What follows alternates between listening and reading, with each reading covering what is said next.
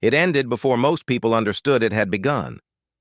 On a Miami beach, in full view of strangers, a man known for his size and strength stepped forward and issued a promise meant to humiliate. 8 seconds later, the crowd was silent. The strongman was still standing, but whatever certainty he brought with him was gone. Those who witnessed it would later struggle to explain what happened, because what decided the moment was not force, speed, or spectacle. It was something quieter. And once it appeared, the outcome felt unavoidable. Miami Beach, in the late 1960s, was not a place where confrontations were planned. It was a place of exposure. Sunlight erased shadows. Open space left little room for performance. People came to be seen relaxed, unguarded, ordinary. That afternoon, the beach moved at its usual pace. Tourists lay scattered across towels. Locals passed through with practiced indifference. Conversations rose and fell with the wind. Nothing suggested that a moment worth remembering was about to occur, and that, according to those who were present, was precisely what made it linger, in memory. Bruce Lee was not there as a spectacle. There was no crowd around him at first, no announcement, no posture that demanded attention. He was dressed simply, moving lightly across the sand, speaking quietly to a small group. To most passers-by, he registered as another fit man enjoying the day, compact, alert, unremarkable in a landscape filled with exaggerated bodies.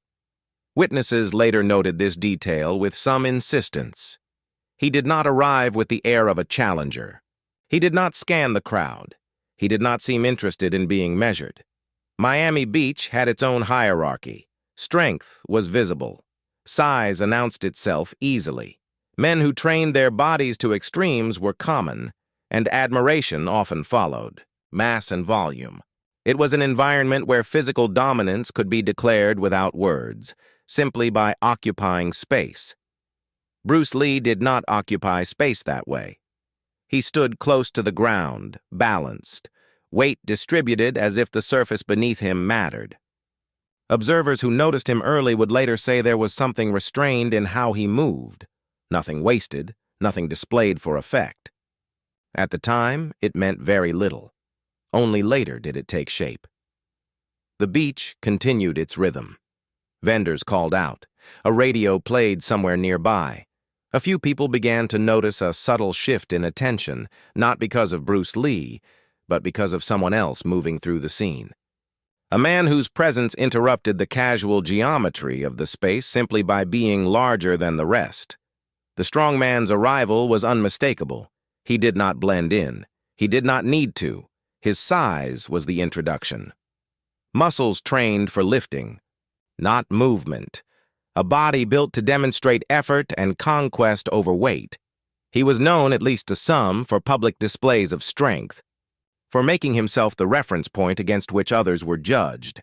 That contrast, though not yet explicit, was already forming. One figure defined by mass and assertion, another by compactness and economy. Still, nothing had happened. People would later emphasize this pause. The way the environment remained unchanged for a few minutes longer. The way the sea continued its repetition. The way no one yet felt compelled to intervene, to record, or to react. The beach did not prepare itself for what followed, and Bruce Lee did not prepare either. He remained where he was, calm, unremarkable, unannounced, standing in open space, under open sky, in a place that allowed no concealment. Whatever was about to occur would happen in full view, without the shelter of a ring, a stage, or a controlled setting. That openness would matter, because when the challenge came, there would be nowhere for illusion to hide. According to those nearby, he moved with the confidence of someone accustomed to agreement before conversation. His body did the speaking first. Each step pressed into the sand with deliberation, as if to announce weight and permanence. People noticed him not because he demanded attention, but because his presence disrupted the casual balance of the beach. He stopped within a short distance of Bruce Lee. There was no formal introduction, no attempt to understand who he was addressing. The assumption had already been made. In environments like this, size often decided the order of things before words were exchanged. The strong man spoke loudly enough to be heard by those nearby, but not so loudly that it felt theatrical. His tone carried certainty, not excitement.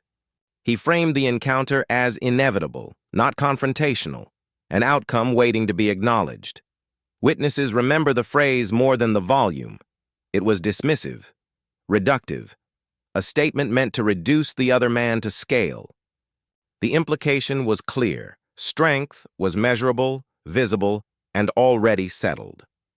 Bruce Lee did not respond immediately. This pause would later be mentioned often because it did not fit expectations. Most men, when addressed that way in public, either bristle or retreat. Bruce Lee did neither. He looked at the man in front of him, not with challenge, but with assessment. The kind that does not rush to conclusion. There was no change in his posture. His shoulders remained relaxed. His feet stayed where they were. He did not square himself or shift into a stance that signaled preparation. To an untrained eye, it appeared as if nothing had registered at all. That, paradoxically, drew more attention. A few people slowed their movement. Conversations paused mid-sentence. The dynamic between the two men created a visual contradiction that was hard to resolve. One announced dominance through volume and mass. The other offered no visible response. The strongman continued. He elaborated on his size, on what he could lift, on what such size implied. His words were not particularly imaginative. They followed a familiar pattern, establishing hierarchy through physical metrics. The beach, as a public space, made this kind of declaration easier. There were witnesses. There was no referee to interrupt.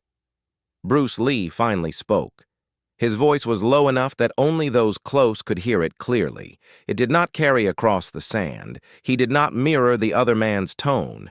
He did not counter with credentials or reputation. According to witnesses, his response was brief and practical, less a rebuttal than an acknowledgement that he had heard. The effect was subtle but noticeable.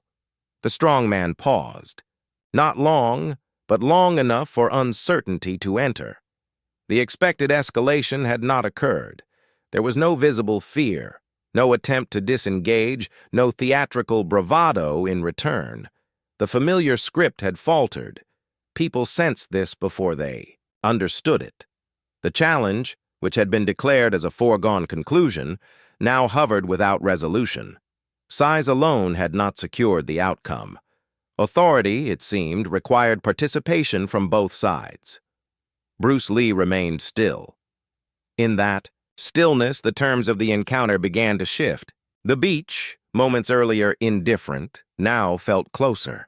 The space between the two men felt smaller, not because either had moved, but because attention had gathered around it. What had begun as an assertion of dominance was becoming something else. Not a contest yet, not a confrontation, but a question, unspoken, unresolved, about whether strength when declared must also be proven, and whether proof would look the way anyone expected. No one marked the beginning. There was no signal, no verbal agreement, no visible shift that announced action. Those closest would later say that, if they had blinked at the wrong moment, they might have missed it entirely. What unfolded did not resemble a struggle. It resembled a correction. The strong man moved first. Not violently, not explosively. He did what his size allowed him to do with confidence. He closed distance. An arm lifted, not to strike, but to claim space. The gesture carried assumption more than intent. In his world, proximity itself was leverage. Bruce Lee responded without changing expression. Witnesses emphasized this detail again and again. His face did not harden. His breathing did not change.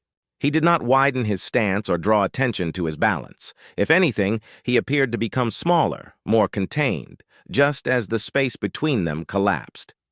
What happened next was difficult to describe precisely. There was no visible blow, no dramatic movement that the eye could isolate and replay. Instead, observers recall a brief sequence of adjustments, angles changing, weight redirected, contact made and resolved almost simultaneously. It was not fast in the way speed is usually recognized, it was fast in the way decisions are final. The strongman stopped moving, not because he was restrained in a conventional sense, but because whatever intention had brought him forward, no longer had a path to continue. His posture altered subtly. His center shifted. The confidence that had carried him into the moment did not survive it. 8 seconds. Some counted later. At the time, no one was keeping track. The number emerged only afterward, when witnesses tried to reconcile how little time had passed with how complete the change felt. Bruce Lee did not pursue anything. He did not press advantage. He did not escalate. He did not even appear to finish something. The interaction ended because there was nothing left to address. Whatever had been demonstrated had reached its conclusion without requiring emphasis. The strongman stepped back, not dramatically, not in defeat, simply back, enough to restore distance. His expression had changed in a way that was difficult to misinterpret. Confusion replaced assertion. The certainty that had anchored his presence moments earlier had loosened. The crowd remained silent. This was not the silence of shock or excitement. It was the silence that follows something unexpected but undeniable. People did not cheer because there was nothing to celebrate. They did not laugh because there was nothing humorous. The moment resisted categorization. Bruce Lee returned to stillness. He stood as he had before, shoulders relaxed, posture neutral, attention no longer fixed on the man in front of him. It was as if the encounter had already been filed away and dismissed as complete. No one intervened. No one stepped forward to clarify or comment. The beach, which had briefly narrowed around the exchange, began to widen again. Sound returned.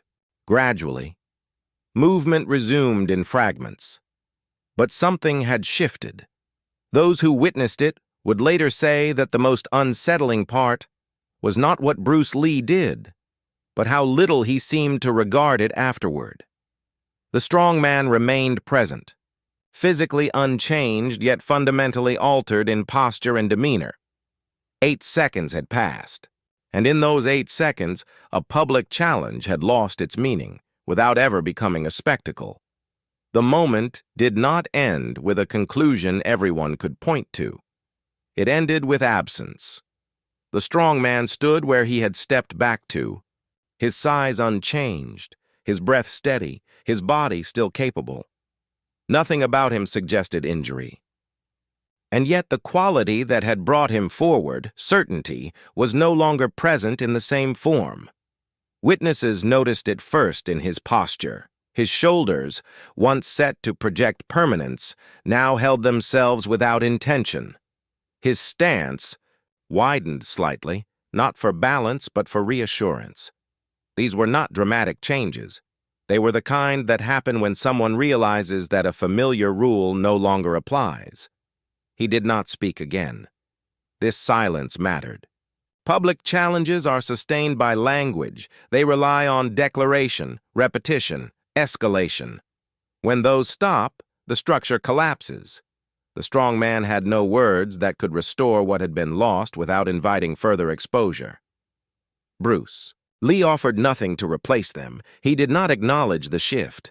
He did not wait for recognition. He did not look to the crowd, which had now become uncertain about its role. His attention had already moved elsewhere. In doing so, he removed the last remaining support for the confrontation. The crowd responded, instinctively.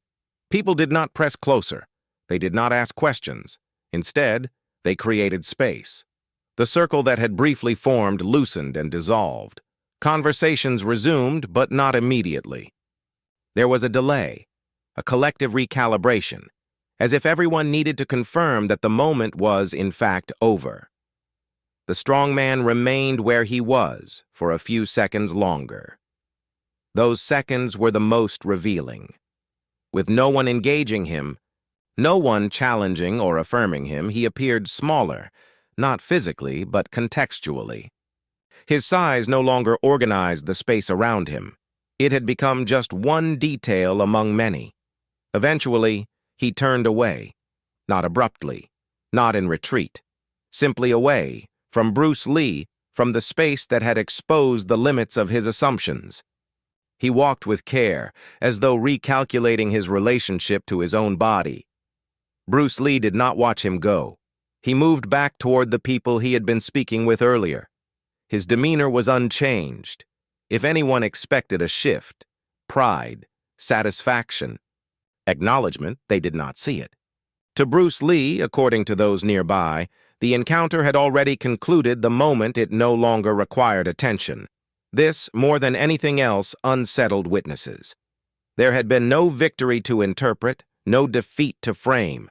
The exchange left behind only a contrast between assertion and outcome, between size and control, between what had been assumed and what had been revealed. The beach returned to itself. Sunlight remained constant. Waves continued their rhythm. Yet for those who had seen it, the environment no longer felt neutral. Something had been demonstrated without explanation, and its meaning could not be undone by normalcy. The strongman did not challenge anyone else.